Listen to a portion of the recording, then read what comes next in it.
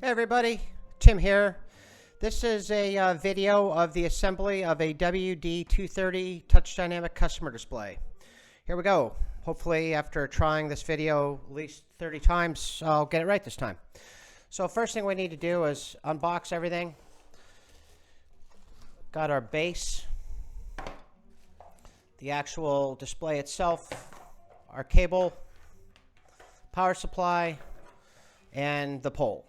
Now, with the pole, you can actually decide if you want it to be single height or double height, depending on the layout of your counter.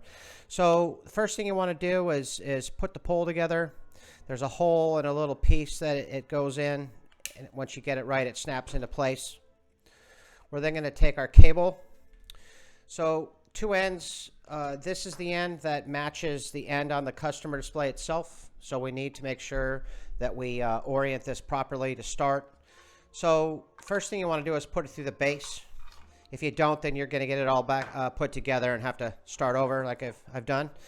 So once it's through the base, we want to make sure we pay attention here that we need this end to go here. As you see, it's again male or female. So we're going to go ahead and feed this through. Takes a little bit of jiggling sometimes to get her to go, but once it's in, it's in.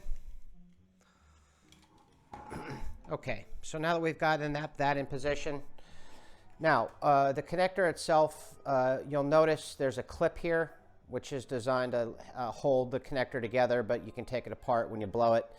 And there's a similar little piece on the other side of it that catches it. So that's how you orient it. You plug it in. Then you're going to go ahead and slide this part up.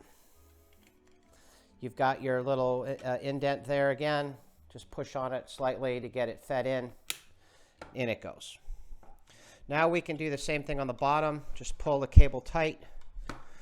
And in this case, there's no real indent here. You just pretty much press it in and it holds into place. You'll notice there that the little knob then is sticking through, and that's what holds it tight. So there's our display.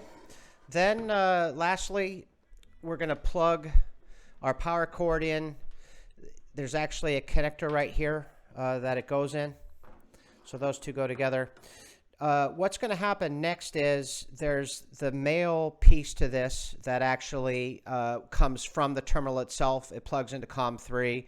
Those two are going to get connected. These little screws help hold it together. This whole assembly then is going to be up inside the terminal with your power cord coming out and this cable coming out, so that then you can move the display where you need it to be, and of course get it plugged into power. So that's the assembly of the unit. Good luck. No worries if you don't put it together right, because it gives you a second chance, many chances, if you manage to blow it like I have done in the creation of this video. Good luck. Thank you.